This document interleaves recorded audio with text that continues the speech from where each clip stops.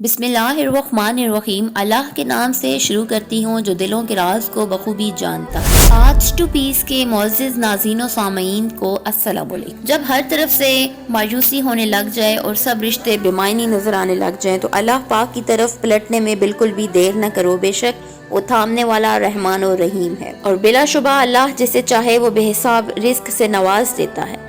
اللہ کریم ہم سب کی مشکلات کو آسانیوں میں بدل دے، آمین ثم آمین۔ بغداد کے سوداگر کہتے ہیں کہ جب قسمت کے دروازے کھل جاتے ہیں اور انسان بلندیوں کی انتہا کو جا پہنچتا ہے۔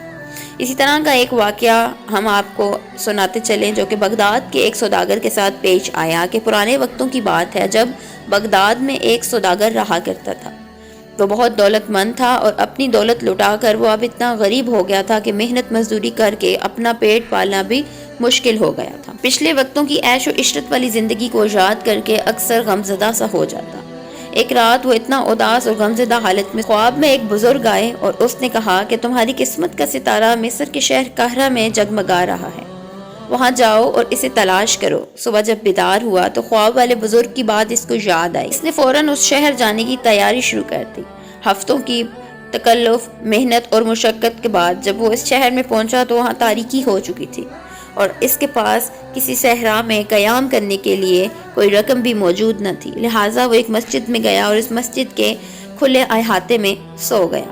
اتفاق سے اسی جگہ پر چوروں کا ایک گروہ آیا اور مسجد کے اسی صحن میں سے ہوتا ہوا بغل والے مکان میں داخل ہو گئے۔ کسی آہٹ کی آواز کی وجہ سے مکان میں رہنے والے افراد جاگ گئے اور مدد کے لیے پکارنے لگے۔ چوروں نے جب اس طرح کی چیخو پکار کو سنا تو گھبرا کر بھاگ کھڑے ہوئے۔ تھوڑی ہی دیر میں علاقے کا داروغہ اپنے سپاہیوں کے ہمراہ جہاں پہنچا۔ جب یہ سپاہی مسجد کے صحن میں پہنچے تو انہیں یہ سوداگر وہاں پر ملا۔ ان سپاہیوں نے اسے چور سمجھ کر پکڑ لیا اور اس کی خوب پٹائی کی، قید خانے میں اس کو بند کر دیا۔ 3-4 روز کے بعد داروغہ نے سپاہیوں کو حکم دیا کہ اس اجنبی شخص کو پیش کیا جائے۔ جب اس کو پیش کیا گیا تو داروغہ نے اس سے پوچھا کہ تم کون ہو اور کہاں سے آئے ہو؟ تو سوداگر نے اس کے بعد جواب دیا کہ میں بغداد سے آیا ہوں، اور داروغوں نے سوال کیا تم بغداد سے قاہرہ کس لیے آئے؟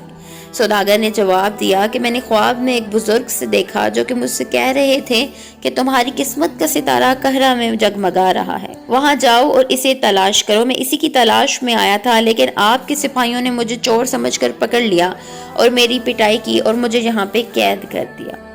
داروغہ نے جب یہ داستان سنی تو ہنسنے لگا اور کہنے لگا کہ اے بے وقوف انسان، میں نے کئی مرتبہ خواب میں کسی کو یہ کہتے سنا کہ بغداد جاؤ اور پتھریلی کلی کے فلاں مکان میں ایک صحن میں جس کے آخر میں ایک باغ ہے جہاں پر ایک فوارہ نصب ہے جس کے حوض کے نیچے بہت سا خزانہ دفن ہے، وہاں جاؤ اور اسے کھود کر نکالو۔